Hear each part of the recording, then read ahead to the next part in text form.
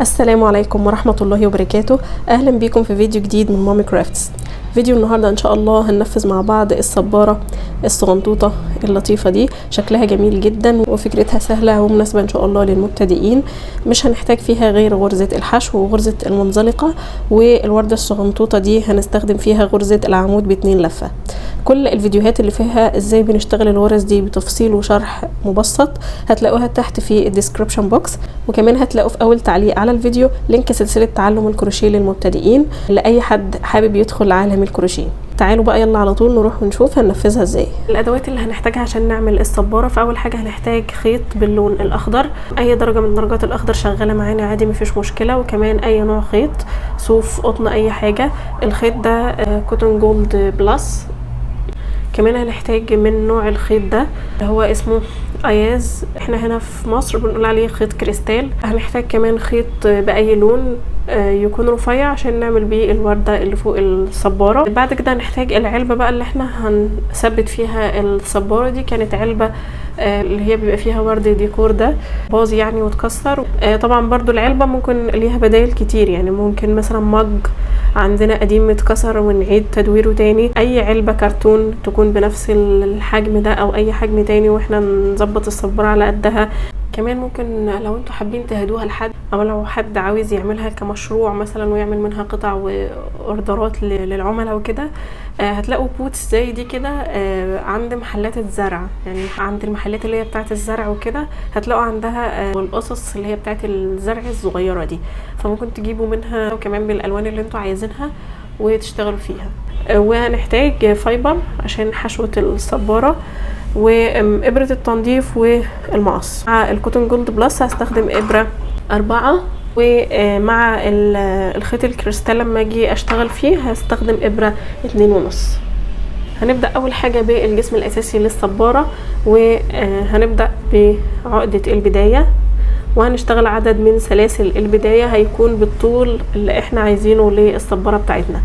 انا هعملها طبعا على حسب مقاس العلبة بتاعتي، ارتفاعها واضح منها وباين. هبدأ ب25 سلسلة، 1 2 عملنا 25 سلسلة.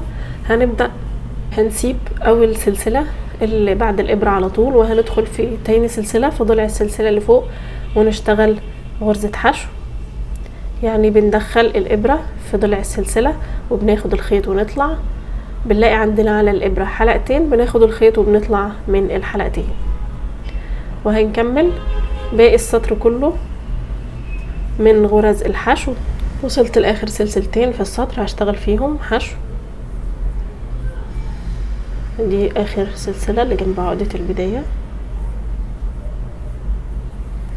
بعد كده هتنقل للسطر اللي بعده، هرتفع سلسلة واقلب الشغل بتاعي على الناحية التانية، وهبدأ اشتغل غرز حشو لكن في الحلقة الخلفية. يعني عندنا ده حرف الفي اللي هو شكل الغرزة من فوق، هندخل في الضلع الخلفي بتاعه وهنسيب الضلع الامامي ده مش هنشتغل فيه خالص.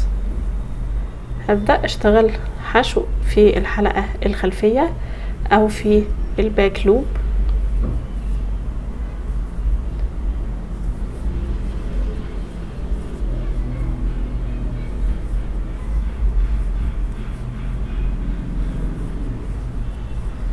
وصلنا لاخر غرزتين في السطر وهنشتغل فيهم الاتنين منزلقة، يعني هاخد الخيط واطلع من الحلقة اللي على الابرة، والتانية برضو هشتغل فيها منزلقة. هدخل بالابرة في الضلع الخلفي كده، اخد الخيط واطلع، واخد الخيط واكمل طلوع من الحلقة اللي على الابرة. هرتفع سلسلة علشان ارتفع للسطر اللي بعده، وهقلب الشغل بتاعي.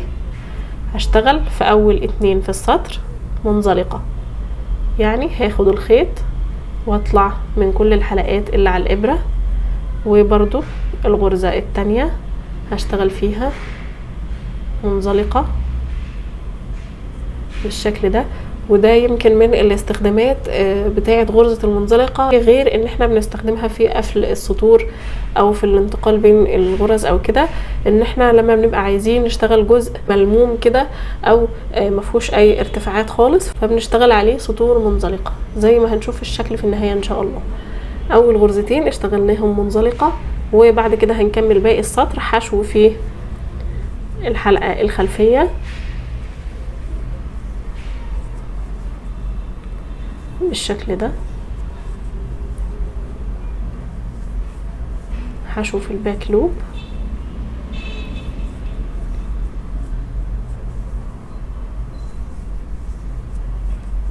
لحد اخر السطر. اخر غرزة في السطر هشتغل حشو في الحلقة الخلفية، وهرتفع سلسلة عشان اتنقل للسطر اللي بعده، وهقلب الشغل وهكمل حشو في الحلقة الخلفية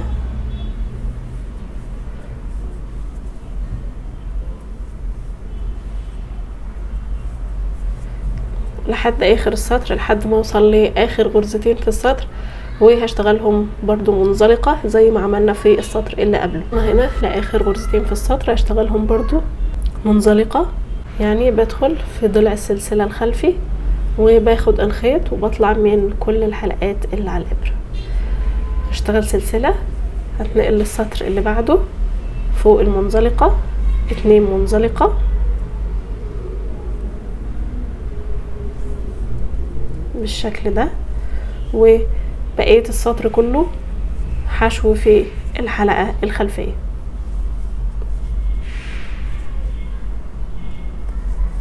هنكمل بقية السطور بنفس الطريقة، هنفضل نرتفع بالسطور بنفس الطريقة فوق الحشو، حشو في الحلقة الخلفية، ولما بنيجي عند الجزء بتاع المنزلقة بنشتغل اخر غرزتين او اول غرزتين في السطر منزلقة، يعني منزلقة فوق المنزلقة وحشو فوق الحشو، وكله في الحلقة الخلفية. ارتفعنا شوية بالسطور زي ما احنا شايفين، بقت معانا بالشكل ده، وده الجزء اللي اشتغلنا فيه المنزلقة، ملموم كده شوية عشان لما نيجي نلمها في الاخر ما تبقاش في جزء من فوق مكلكع كده ويدي شكل مش لطيف معانا. في اخر الشغل زي ما احنا متعودين هنشتغل سلسلة وهنقص الخيط، هنقص الخيط طويل شوية عشان لسه هنقفل القطعة بتاعتنا، وهنسحب الخيط كده من جوه السلسلة ونأكد عليها.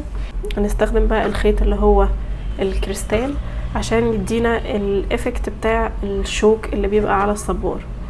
فهنعمل ايه؟ هنيجي هنا عندنا هنشتغلها على الوش، هنشتغل على الوش، وطبعا لما نيجي نقفل الصبورة هنقفلها على الظهر. شكل السطور بيبقى عندنا كده، فالمفروض ان عندي في كل سطر الضلع الامامي بتاع كل غرزة باين قدامي كده، فهبدأ ادخل اول غرزة عندنا خالص بالشكل ده بالابرة اللي هي 2.5 او الاقل، وهنسحب الخيط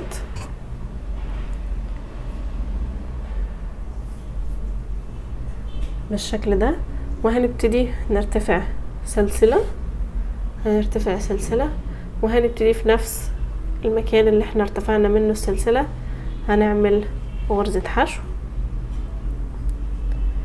وهاخد خيط البداية معايا، وهدخل بقى في كل ضلع امامي من ضلوع الغرز الصف كله لحد اخره، واشتغل في كل واحدة حشو بالشكل ده كده، واكون مريحة ايدي مش شداها عشان الشعيرات اللي طالعه منه دي تفضل هايشه ما تنامش يعني.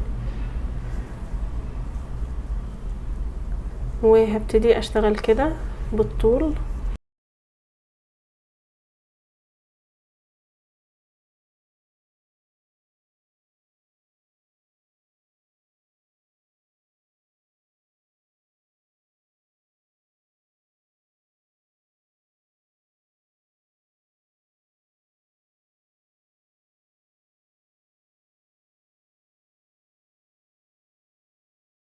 انا وصلت لاخر السطر، هشتغل برضو فيها حشو، وهيكون معايا الشكل كده، شايفين شكله بصراحة لطيف قوي بيدي افكت حلو.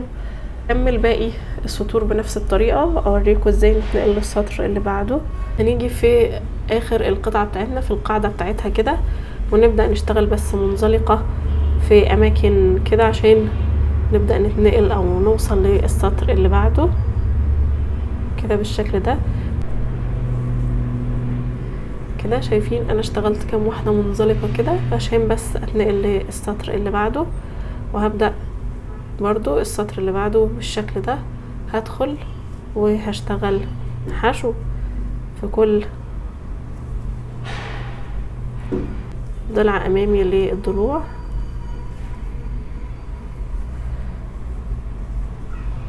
هنكمل بنفس الطريقة كل السطور. هنا وصلت لاخر غرزة هشتغل فيها حشو بالخيط الكريستال زي ما قلنا، وبعد كده ده بقى الشكل معايا زي ما انتم شايفين. هبتدي بقى اقص الخيط واشتغل سلسلة واسحب الخيط بتاعي بالشكل ده. نبتدي بقى عاوزين نقفلها، هندخل الخيط الطويل في ابرة التنظيف وهنبتدي عايزين نخيطها. طبعا هنخيطها على الظهر، فهنقلبها كده بالشكل ده، وهنبتدي ممكن نربط خيط البداية في الخيط ده. هبتدي بقى اقفلها بخياطة عادية خالص.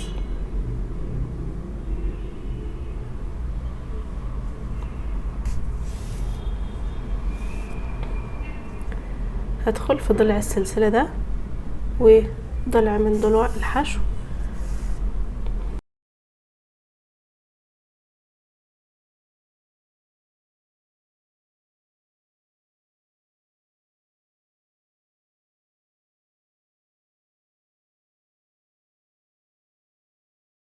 وصلت هنا لاخر جزء خالص، فهدخل برضو في الضلوع دي كده. هبتدي برضو عاوزة اقفل الجزء اللي فوق ده، فهعمل ايه؟ فهدخل كده بالابرة داير ما يدور كده في الجزء اللي فوق، بحيث اني ادخل الخيط بالشكل ده كده. دخلت الابرة بالشكل ده كده،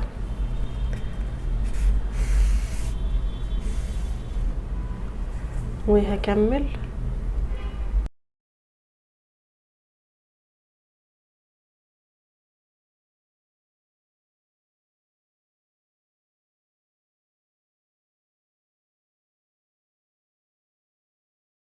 اروح شادة الخيط بالشكل ده كده عشان الجزء اللي فوق ده يلم معايا خالص بالشكل ده. وهبتدي بقى اخيط من هنا كده علشان بس أأكد على القفلة.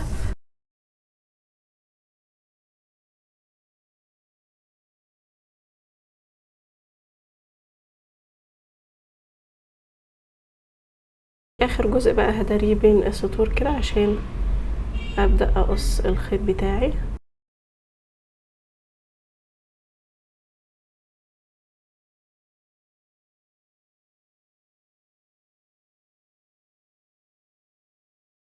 وهنبتدي بقى نقلبها على الناحية التانية.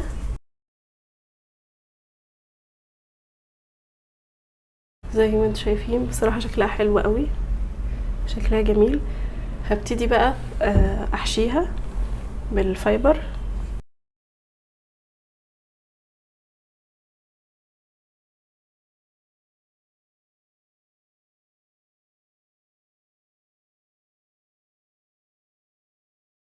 لحد ما بقت معايا بالشكل ده كده. طبعا انا ممكن اقفلها من تحت برضو، وممكن احطها في العلبة كده على طول بالشكل ده.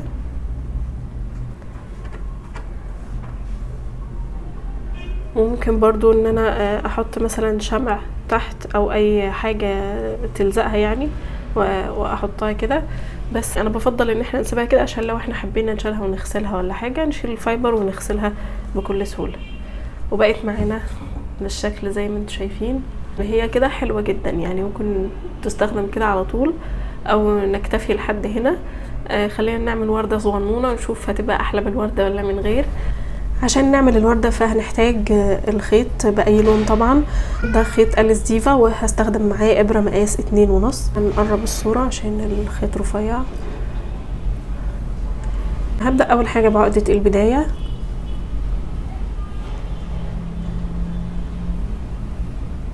وبعد كده هبدأ أول حاجة ب5 سلسلة 1 2 3 4 5. عملت 5 سلسلة. هبدأ ادخل في اول سلسلة اللي جنب عقدة البداية على طول واشتغل غرزة منزلقة، يعني هاخد الخيط واطلع من الحلقة اللي على الابرة. هلاقي اتكون معايا الحلقة دي. هبدأ اشتغل بقى جوه الحلقة دي. خيط البداية ده هاخده اشتغل فوقيه علشان بعد كده لما اجي اشده الوردة تقفل معايا بشكل مظبوط. فهبدأ اول حاجة هرتفع ب4 سلسلة. 1 2 3 4. هبتدي بقى اشتغل جوه الحلقة عمود ب2 لفة. عمود ب2 لفة يعني بلف الخيط على الابرة مرتين وببدأ ادخل جوه الحلقة اللي انا عملتها بالسلاسل دي كده. هدخل جواها بالشكل ده وهشتغل فوق خيط البداية وهبتدي اخد الخيط واطلع. اخد الخيط واطلع من اول حلقتين وبعدين هاخد الخيط تاني واطلع من تاني حلقتين واخد الخيط تالت مرة واطلع من تالت حلقتين. وكده عملت عمود ب2 لفة. نعمل كمان 1.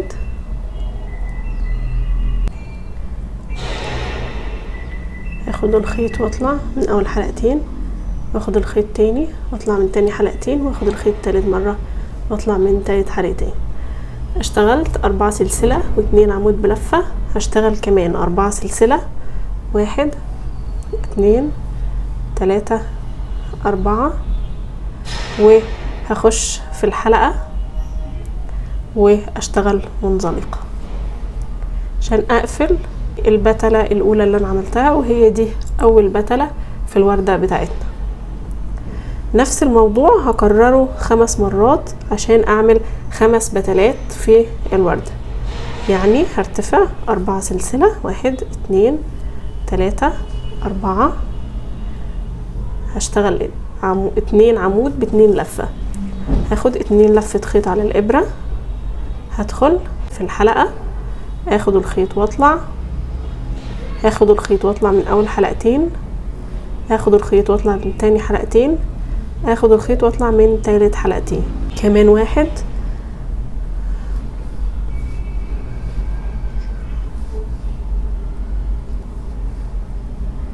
بنفس الشكل ده كده.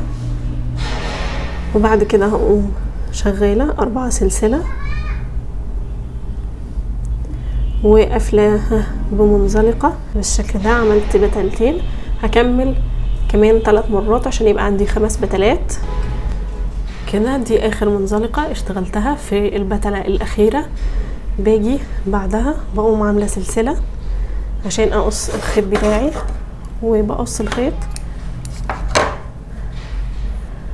وبشده كده وبأكد عليه. وده شكل الوردة معايا. هقفلها بس كويس من ورا من النص. بعد كده الخيط ده والخيط ده هربطهم على ورا كده مع بعض. وكده كده انا هثبتها بشمع او بلزق القماش فوق الصبارة من فوق. بيكون الشكل النهائي للوردة بعد ما خلصناها. نجرب نشوفها تبقى حلوة بيها ولا من غيرها. حاساها ادت شكل الطف. وبكده كمان نكون خلصنا فيديو النهارده. اتمنى ان شاء الله ان الشرح يكون واضح ويكون الفيديو عجبكم. لو اي حد فيكم ليه سؤال او استفسار تقدروا تسيبوا لي سؤالكم في كومنت تحت الفيديو.